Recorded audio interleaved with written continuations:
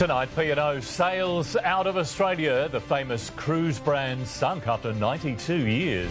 Breaking exclusive news on the future of your driver's licence. The Queensland Mayor trying to sack his entire council. A simple trick to locking in savings on all household bills. We have your exclusive sneak peek inside the Caravan and Camping Show. And we're taking you on a tour of Brisbane's biggest penthouse, now up for sale. This is 9 News Queensland with Andrew Lofthouse and Melissa Downs. Good evening. One of Australia's best-known cruise lines is sailing into the sunset tonight. After more than 90 years in Australia, the P&O brand is being scrapped. Its operations to be folded into Carnival Cruises in less than a year. Boarding the Pacific Explorer in Brisbane, passengers were surprised to hear this P&O cruise could be their last. I was shocked. I hadn't sort of heard. Bit shame to see them go, but what can you do, you know? Sign of the times, I suppose. From next year, the iconic P&O Australia brand will no longer exist, with local operations being taken over by Carnival Cruise Line Australia. It's a sad day for Australian cruising. They never really fully recovered from COVID. They've been back now for 2 years. There is demand, but I just don't think that they could catch up.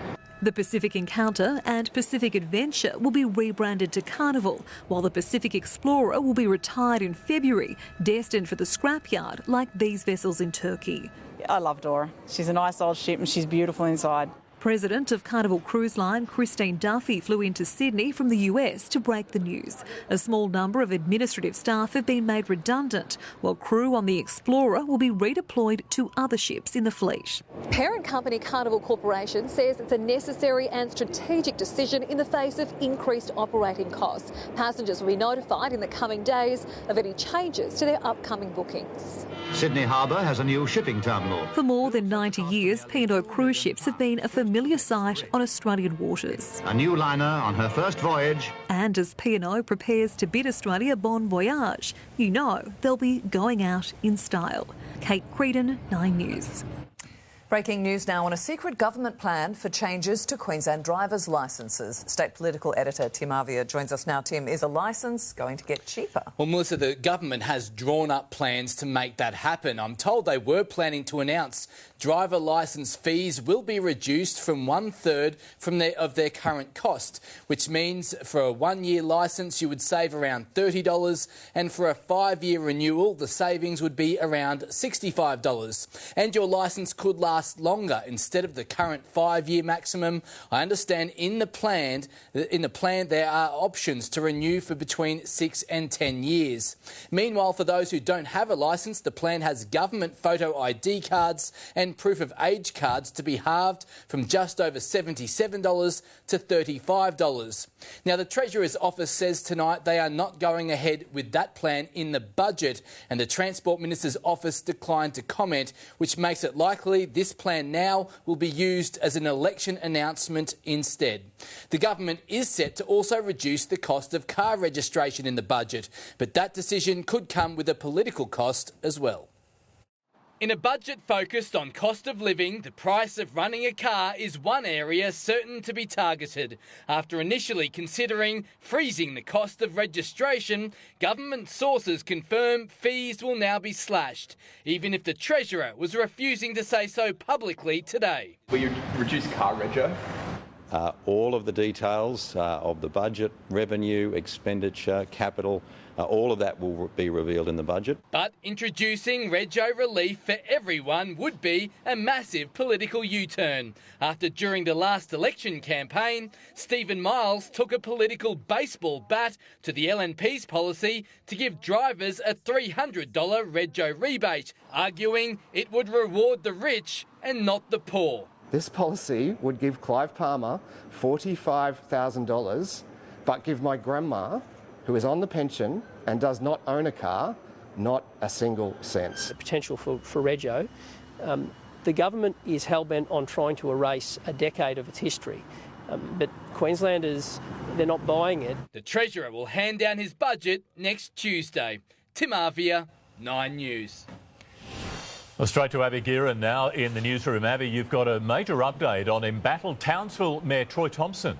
Andrew, he's now calling for the entire Townsville City Council to be dissolved amid what he's labelled a witch hunt against him. Last week, the newly elected mayor admitted on Nine's A Current Affair to misleading voters about his service in the army and also his failure to complete 2 university degrees. He also claimed that he couldn't recall facing criminal charges. Now, all of this led the remaining 10 Townsville City councillors and Premier Stephen Miles to call for his resignation. And tomorrow, those other councillors plan to move a motion of no confidence at their council meeting.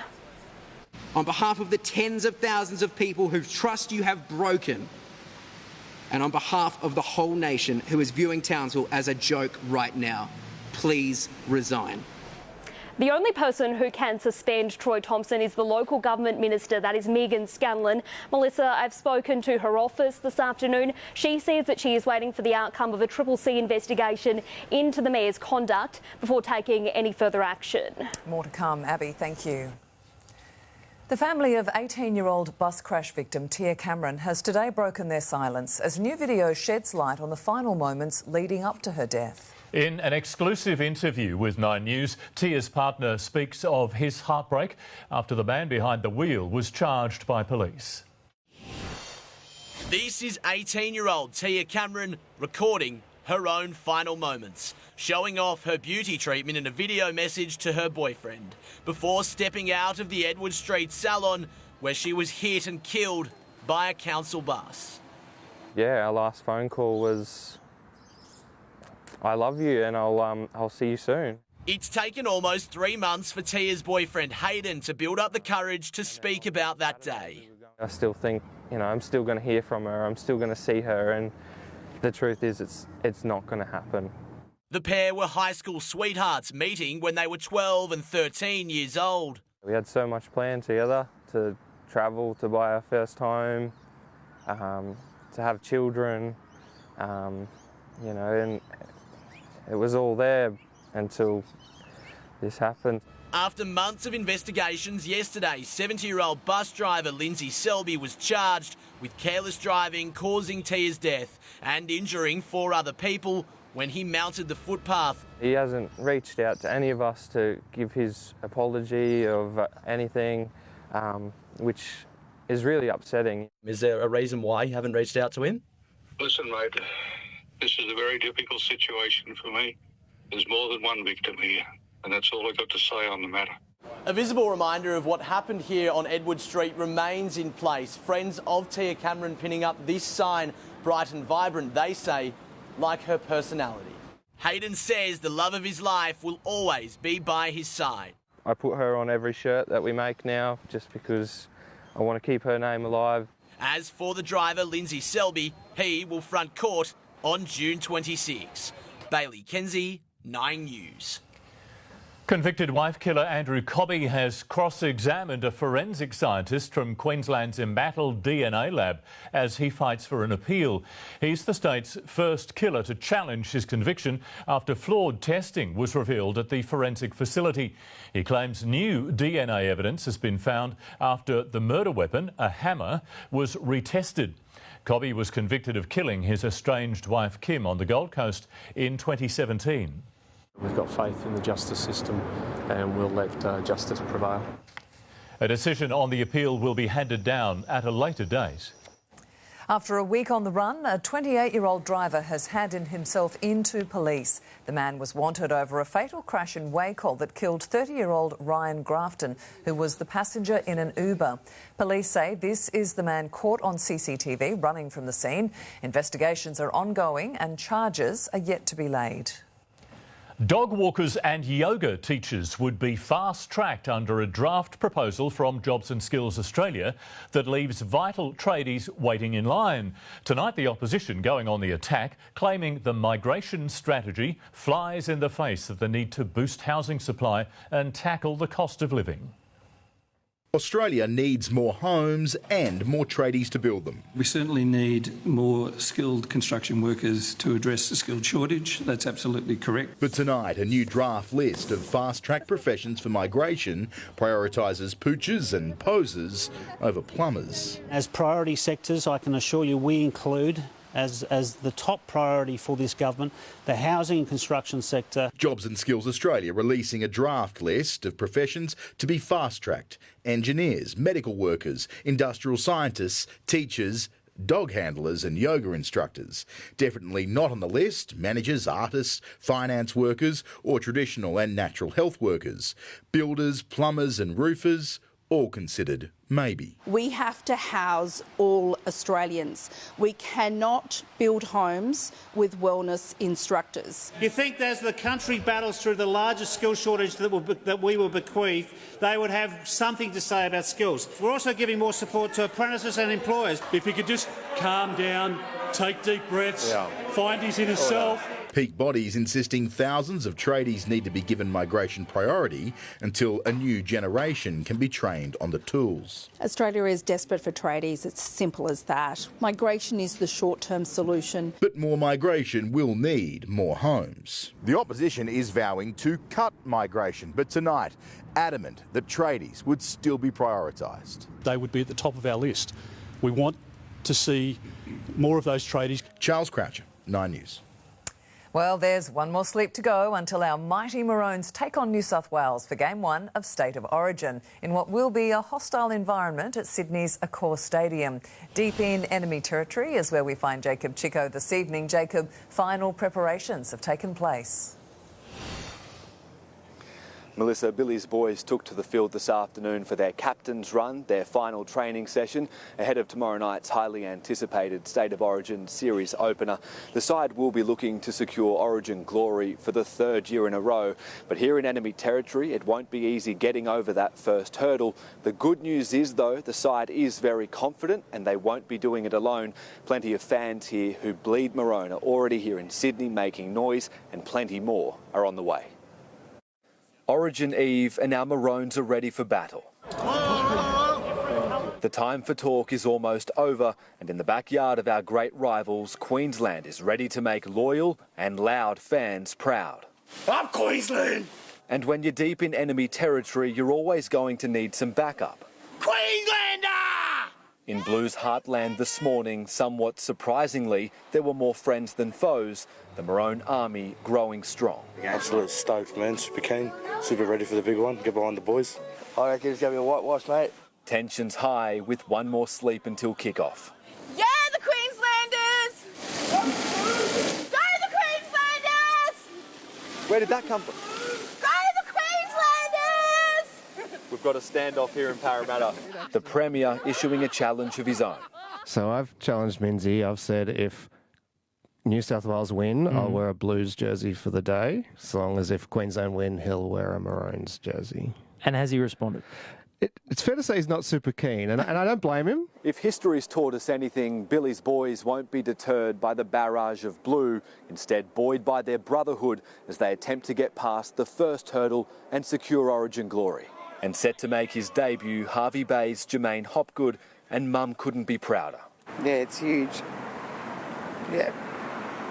It's been an emotional week, but he deserves everything. He's worked so hard for all this. One night he cried himself to sleep when Thurston and Bowen and all them lost. His hero now beside him as he enters the Origin arena. A bit like myself, you know, when we lost the series, I'd be in tears as well. So that's what this game means to the people of the States. Jacob Chico, 9 News. Australia will soon be defended by foreign nationals as part of a radical plan to solve the military's recruitment problem. But the governments had to clarify which countries will qualify and whether China would make the cut to plug the 5,000 troop shortfall. Defence has spent millions promoting the military life. There's no stopping us until mission success. The excitement, the travel and camaraderie. But too few are responding to the call-up. We are crossing the Rubicon of allowing non-citizens to join the Australian Defence Force. Australia's Army, Navy and Air Force to soon welcome foreign recruits. From the 1st of July, Kiwis will be able to join the ADF. And from January next year, Americans, Brits and Canadians. provided they've been permanent residents for at least 12 months and they take up Australian citizenship within 90 days of signing up. The government's already flagged that Pacific Islanders might also join the ADF. Thank you, sir.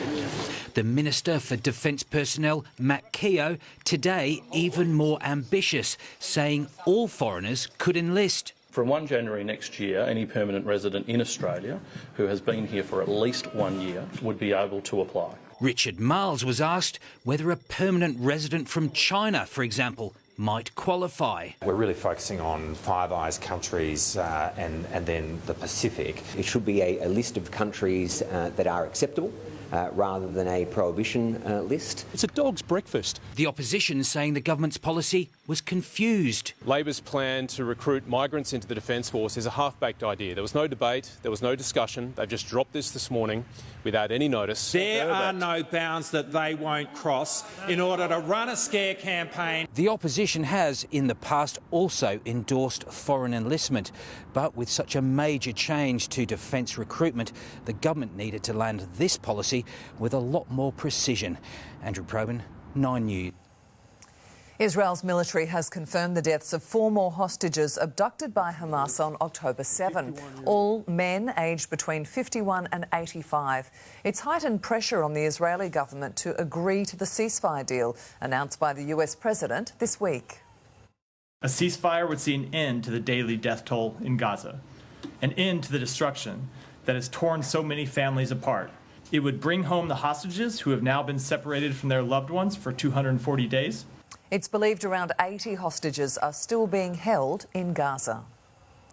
9 News can give you an exclusive first look tonight at the program for Brisbane Festival ahead of its official launch tomorrow. The city will host hundreds of free performances along with a number of brand new attractions. Welcoming spring with a bang. Riverfire will once again open this year's Brisbane Festival, a citywide celebration of arts and culture made up of over 1,000 performances. Every year it's the challenge to make it bigger, better, more shiny. The headliner, John Paul Gaultier's Fashion Freak Show, making its Australian premiere. It's the most incredible spectacle of fashion, dance, circus, cabaret, music. It is exclusive to Brisbane, so I'm sorry for those southern states. You're going to have to come up here and see what it's all about. Among 13 world debuts, children's musical Fancy Long Legs, created by Brisbane tinsel queen Rachel Burke, whose designs have been worn by the likes of Kate Blanchett and Harry Styles. You can expect to be wowed. It's going to be a true spectacle. Lightscape makes a return in the City Botanic Gardens. The Art Boat also back with a family-friendly burlesque cast on board. This year's festival is expected to attract a record-breaking 1.7 million visitors, injecting more than $46 million into the economy. The whole country will be looking at Brisbane, and that's exactly what we want. It's just incredible when the city comes alive like this. Brisbane Festival runs for 23 days from August 30. Claire Todd-Hunter, 9 News. Reduced to tears, why the man who led the US through COVID breaks down. The surprise link between fruit and depression. Plus, Brisbane's biggest penthouse hits the market. We take you inside at the end of sports. And the new Moderna vaccine halving melanoma deaths.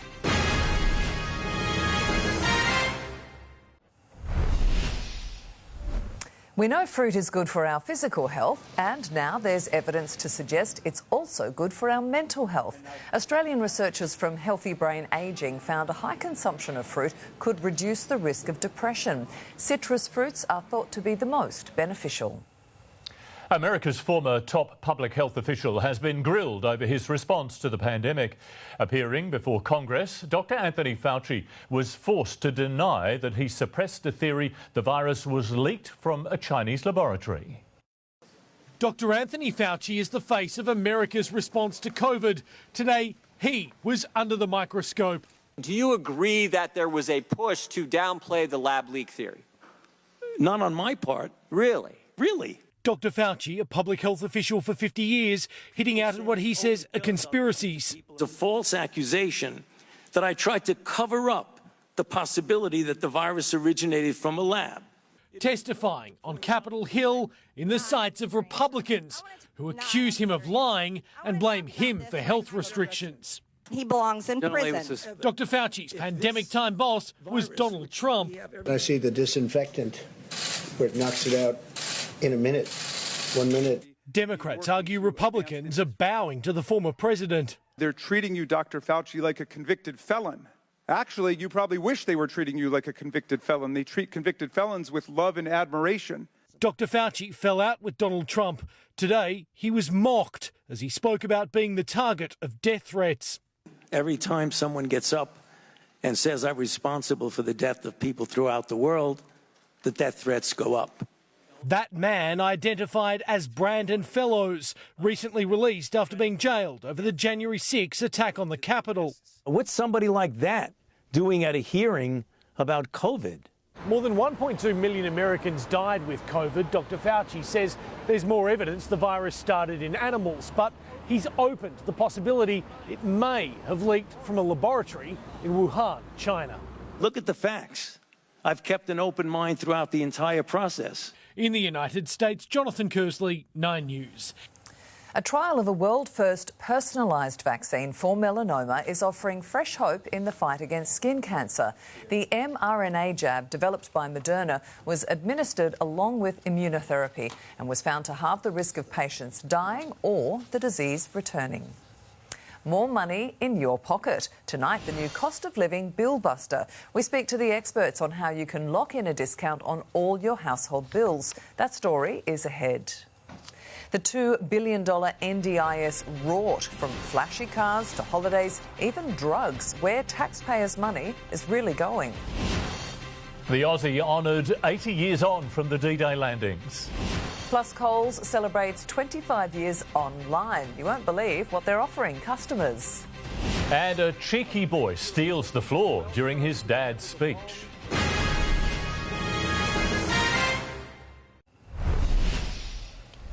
There are fresh warnings tonight about NDIS money being misused to pay for holidays, cars, alcohol and even drugs.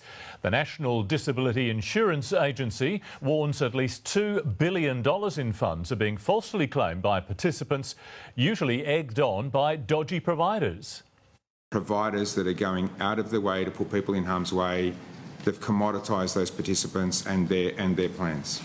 The government says more than 200 active fraud investigations are underway. As we approach the 80th anniversary of the D-Day landings, the first Australian to lose their life on Juno Beach is being honoured. Richard Peary's name will be inscribed on a memorial in Normandy to represent the thousands of Australians who were there on the grim day that changed history. In the heart of London, at the cenotaph where kings and queens have laid wreaths for over a century, there's now one with a very Australian flavour. Michael Peary is here to honour his uncle, Richard. He went from the centre line of the football field for Hawthorn to the front lines of the battlefield beaches of Normandy. Richard Peary was a law student and talented VFL footballer when he joined up. On June 6, 1944, he was part of the world's largest ever amphibious assault, where 160,000 troops stormed the beaches at Normandy to liberate France from Nazi Germany. He was the first Australian killed on D-Day, and now he'll be the first Australian to have his name etched on Britain's Normandy Memorial Wall, representing the 3,300 diggers who've often been overlooked for their role on the day. Finally, 80 years after D-Day, an Australian digger, my uncle, our digger, will be on the wall alongside the other Allied nations. Michael will join the King and other dignitaries at a service in Portsmouth before the D-Day commemoration in France. 80 years on from D-Day, for somebody who is so passionate about sport, that the city and the country he helped to liberate will be hosting, Paris and France will be hosting the Olympic Games, the world's biggest sporting event dedicated to peace. Yeah. So I think he'd feel that was a good thing. In London, Brett McLeod, 9 News. Politics is often branded as childish, and in this case, it's a label well-deserved. 6-year-old Guy has stolen the show in the US House of Representatives, pulling faces while his father was giving an impassioned speech. we'd be well served to remember the long and cherished tradition we have in this country of settling our political differences at the ballot box. For nearly 2.5 centuries. His father later said he'd told Guy to smile for his little brother. Will he go comedy or tragedy or Parliament? Calling all beer drinkers. A popular Brisbane brew recalled from shelves. Find out why next. Dreaming of your next getaway? The latest in luxury caravanning next. Also ahead, cost of living bill buster. How you can lock in big discounts. Plus, half-price deals and 150,000 birthday cakes on offer. How Coles is celebrating 25 years online.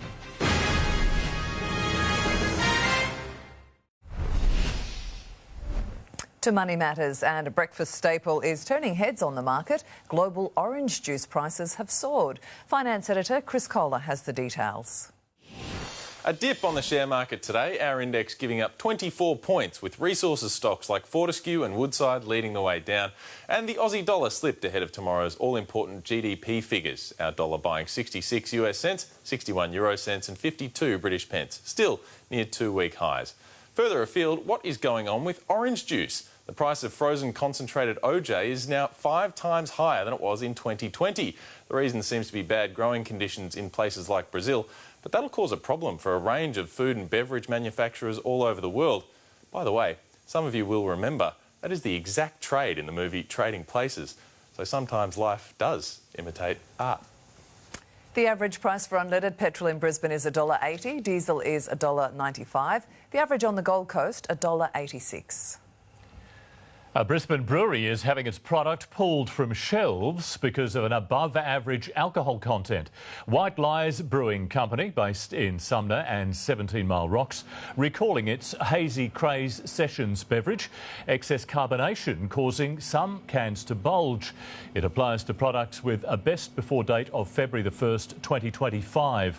Customers are being told to contact the company for a reimbursement. Coles Online is turning 25 this week, and what better way to celebrate than with their famous mud cakes? The supermarket is giving away 150,000 cakes to customers for free.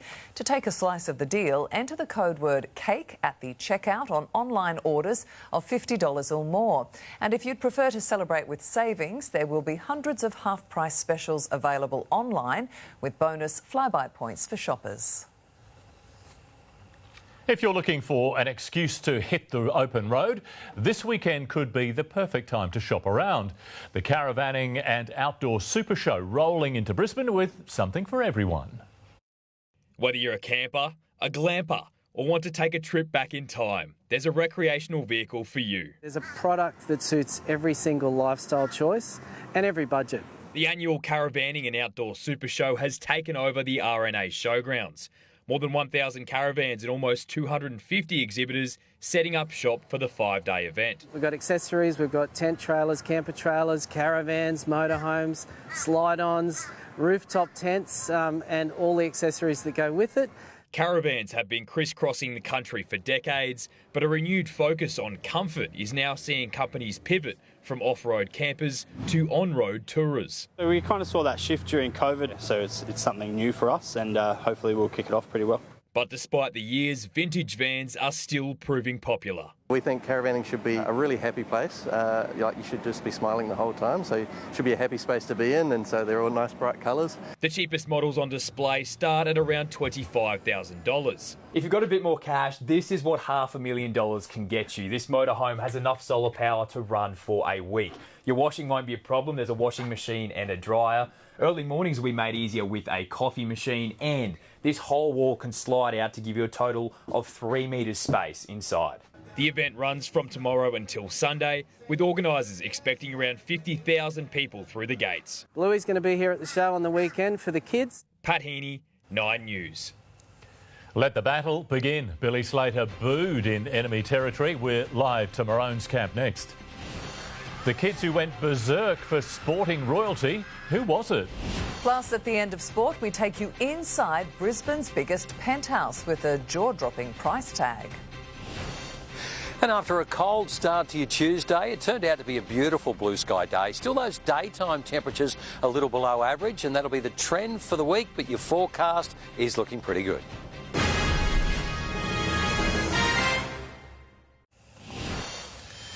Good evening. The Maroons are weighing up making a late change to their side for the State of Origin series opener. Adam Jackson is live at Accor Stadium. AJ, you've had a special look behind the scenes. It really is the calm before the storm at the moment here at Accor Stadium, Jono. Stadium empty, but come tomorrow night, these stands will be filled with about 80,000 screaming fans. Now, the Maroons have actually just left the field here after holding their final training run. I've spoken to QRL officials who have told me that all players got through unscathed and there are no injury concerns. But Maroons coach Billy Slater is strongly considering making a late change to his team by tinkering with the makeup of the starting third team for this series opener here in Sydney. Searching for every advantage possible ahead of Game 1, several Maroons players used their morning off to take a trip to the New South Wales Institute of Sport. Not all Sydney-siders so welcoming, with Billy Slater's media conference interrupted by Blues fans. I'm excited. I'm nervous like anyone else. It's state of origin. The Maroons coach is considering making a late change by promoting one of his bench forwards into the starting side. We're all across that, the whole team. I'm not going to stand here and tell you exactly how we're going to play. Aiming for a third straight series win, Slater won't let complacency creep in, admitting he's just as nervous as ever. Whenever I've done something that I care about, nerves are natural, I feel. I certainly don't feel comfortable or complacent. I don't feel that within the team. I don't know why you would when you're playing for this team. While the Maroons allowed cameras inside Accor Stadium to capture vision of their final training run, the Blues banned all cameras as Michael Maguire rules with an iron fist ahead of his first game in charge for New South Wales. The roller coaster, it's been excellent. I've been waiting for this, and to get the role, and it's something there that I've always thought about and wanted to do. Rookie Blues halfback Nico Hines also faces a baptism of fire. There's no particular individual that we'll be, isolating or trying to, zone in on. It's a pressure environment, so everyone will be under pressure. Including the Blues' new captain, who's struggling to shed his nice guy image. Do you have a message of hate towards I don't have any messages of hate. We're just going to go out and compete really hard tomorrow night, and we're going to do New South Wales proud. In Sydney, Adam Jackson, 9 News. Of course, tomorrow night isn't the only Origin clash this week. The Maroons women arriving in Newcastle this afternoon ahead of their Origin 2. With the Blues stealing Game 1 at Suncorp Stadium, Queensland must win on Thursday night to send the series to the women's first genuine decider in Townsville. Both Origin matches exclusively live and free right here on 9. The Matildas have unveiled their team for the Olympics, and it's a squad of familiar faces, and our stars now vowing to bring home a medal from Paris. The Tillies had the perfect farewell party, a full house as they beat China in Sydney. Tickets in hand, it's all aboard the Matildas Express. Next stop, Paris. This team is full of trailblazers and history makers. And throw in crowd pleasers as well. Cheered out of their hotel this morning on Judgment Day. Just 18 players, Steph Catley taking over as captain from the injured Sam Kerr. A team full of experience. 8 players competing at their third Olympics, including vice-captain Emily Van Egmond, Ellie Carpenter and Caitlin Ford. For 6 players, it will be their second Olympics, among them Mary Fowler and Katrina Gorry, who's been battling an ankle injury. There are 4 Olympic debutantes, Claire Hunt, Caitlin Torpey, Claire Wheeler and Courtney Vine. There's a couple of fresh faces, a couple of stalwarts, a very familiar team. But there was one name missing on the team sheet, the retiring Indigenous goalkeeper Lydia Williams. Last night, the veteran was given an emotional send-off. Tennis great Yvonne Goolagong-Cawley wrapping a ceremonial buka around her shoulders. Thank you, everyone. So we've got a team and now it's their turn to make history. And while we've gone close, the Matildas have never won an Olympic medal. 4th in Tokyo, but determined to go at least one better in Paris. Damien Ryan, 9 News. The Reds have completed their final training session before jetting off to New Zealand for their quarterfinals clash with the Chiefs. It's deja vu for Queensland. The two sides also facing off in the quarterfinals in Hamilton last season, with the Reds sent packing. I think that's really built us to how we're going to go this year. You know, all the boys are really focused this week. They all came in with a big smile on their faces yesterday. There was a lot of chatter around the group, so they're all very excited to get across there. No Australian team has ever won a Super Rugby finals match in New Zealand. Alex de Minaur is through to the quarterfinals of the French Open after recovering from a set down to storm past 5th seed Daniil Medvedev. Prior to this year, the Australian had won just 3 matches in 7 appearances at Roland Garros, but has now found a new love of the red clay. It's one of my best slam results, so looks like I've converted myself into a clay specialist. De Minaur was again cheered on by a young French fan who's become his good luck charm and who'll be again courtside for the quarterfinal against Alexander Zverev. How happy would you be for a visit from Adam Reynolds? Well, probably not quite as happy as this. The injured Broncos skipper leading a small club touring party to Papua New Guinea, where their passion for rugby league is just as infectious as their smiles. I'll chat to you tomorrow from Sydney. Hopefully it's not from underneath an umbrella. OK, let's hope so. Thanks, John. To breaking news now, and a home is right now up in flames at Barden. This is video just into the newsroom. 4 crews are on scene at the Rosalie Street property with more on the way. It's understood that everyone inside has evacuated. We'll bring you more as it comes into the newsroom. A unique apartment in the heart of the city is vying to become the most expensive home ever sold in Brisbane. Featuring jaw-dropping panoramic views, the lavish penthouse has been described as one of the best in the Southern Hemisphere. It's 1,212 square metres, nestled 190 metres above the city. Marketed as Brisbane's biggest apartment, and for the first time in 18 years, it's up for sale. It's got 360-degree panoramic views. Generally in Brisbane, when people hunt a view, it's either a river or a city view. This has it all. The luxury apartment is being sold by Brisbane Lions patron John Pearce and his wife Sandra. Their children have moved out, and they're ready for new owners to move in. For the right price, of course.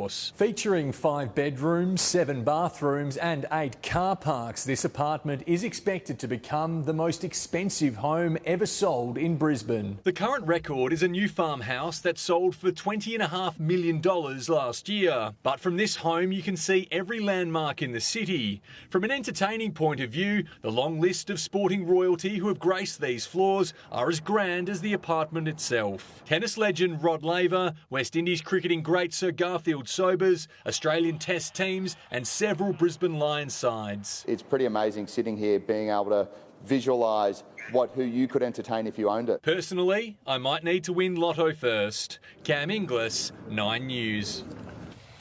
In just 3 minutes, how you can save big on your household bills. The expert advice, putting money back in your pocket. That cost of living special is next.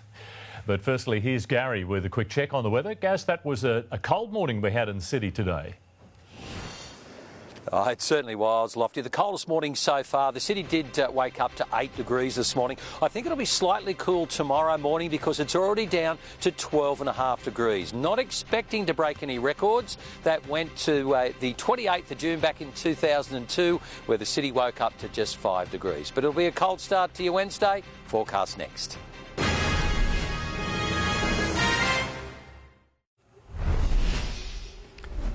You may have heard about the advantages of haggling on appliances such as white goods to get the best price, but did you know you can negotiate your household bills too? With the cost of living continuing to bite, some savvy Queenslanders are saving hundreds a year, and it's easier than you might think. When Karen Pearce's home insurance bill unexpectedly skyrocketed, she knew she had to take action. I thought, wow, that's just ridiculous. So she called her provider, and within 24 hours she saved 10%. In some bills you might only save $50, but another bill you'll save $200, and it all adds up. Karen routinely haggles to get the best deal on her household bills, and experts say we should all be doing it. Bill providers certainly have wiggle room to move. If you don't ask, you don't get. But if you don't feel confident, Effie Zahos from CanStar says, armed with a few insider tips, you can not only save, but get added extras as well. The first step is to look at your household bills and see exactly what you're actually paying for before jumping on the phone. When you call up, it's always important to remain calm and be nice, because let's face it, you know, if you are nice, chances are that they're going to be nice. If you're not getting anywhere, ask to speak with the manager or the customer retention team. And sometimes if you don't get an actual dollar discount, there are other sweeteners that they can offer too. And it could be in the form of a discount voucher, a grocery voucher. Effie recommends knowing what competitors are offering and see if they'll match it or offer you a new customer deal to reward you for your loyalty. You can start by focusing on one bill a week or even a month to make sure you get the most out of your savings. For annual bills, the best time to haggle is when they're due for renewal. If you don't get a better deal, be prepared to walk away, because it could mean more money in your pocket. It does not hurt to try and ask for a discount. What's the worst that's going to happen? They're going to say no. Ebony Cavallaro, 9 News. Time now for your full weather forecast with Garry Youngberry. Gaz, are these beautiful days going to last? Oh, they are, Melissa. The forecast for the next 7 days is looking good. It's really only Thursday afternoon, late in the day, the possibility of a shower, but it'll be back to blue skies again Friday, and the weekend looking fantastic. We'll get to that in a moment, but I can assure you it is chilly in the city this evening, just dropping below 12.5 degrees right now, so a cold start to your Wednesday. Let's have a look at temperatures right across southeast Queensland. Today, as we mentioned, 8 degrees in the city at 6:15 this morning. Both Coolangatta and the Sunshine Coast airports dropped to 6 degrees, 2 degrees in Ipswich.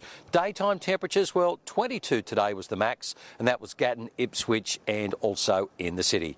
To the weather map, a low pressure system forming off the New South Wales coast will bring showers to eastern New South Wales and Victoria, showers for southern South Australia in onshore winds. For the capitals, sunny and 23 in Perth, a shower or 2 and 15 for Melbourne, showers in Sydney and Canberra, sunny in Darwin and 32 degrees.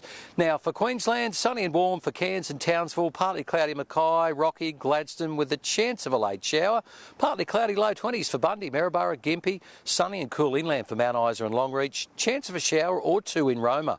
Here in the southeast, partly cloudy, just a slight chance of an inland shower, light winds, looking good on the coast again tomorrow. It will be a cold morning, but daytime temperatures just reaching into the low 20s for most of the suburbs. Moreton Bay, another magic day, westerlies 5 to 10 knots, the seas less than half metre. Brizzy, nothing more than partly cloudy skies, light winds. Now that low forecast of 8 degrees, it's likely to get slightly lower than that with a top of 22. 7-day outlook, Thursday starting out fine, just the chance of a late shower. Sunny Friday, 21. A sunny weekend, 21 Saturday, 22 Sunday and Monday. Ipswich, sunny morning Thursday, possible late shower. Back to blue skies Friday and 21. Magic weekend, 22 Saturday, 23 on Sunday. For the Gold Coast, sunny start to Thursday with an afternoon shower, mostly sunny Friday and 21. A beautiful weekend, although the morning's chilly, still up to about 21 each day with light winds. The Sunshine Coast, an afternoon shower likely Thursday, fine again Friday and 21. And look at that weekend, sunshine, blue skies, light winds, 22 degrees expected for Saturday and again on Sunday. So very little rainfall in the outlook, just those cool mornings, but beautiful blue sky days, guys. Enjoying them. Thanks, Garry. Before we go, here's a look at a story you won't want to miss on 9 News tomorrow night. An eye scan to detect cancer. Discovered a lump on my lower back, which turned out to be a malignant melanoma. The device that turns your mobile phone into an early warning system. 2/3 of Australians by the age of 70 are going to have some form of skin cancer. 9 News, your news tomorrow. And that is 9 News Queensland for this evening. Ali Langdon is next with a current affair. Thanks for your company from all of us. Good night. Good night.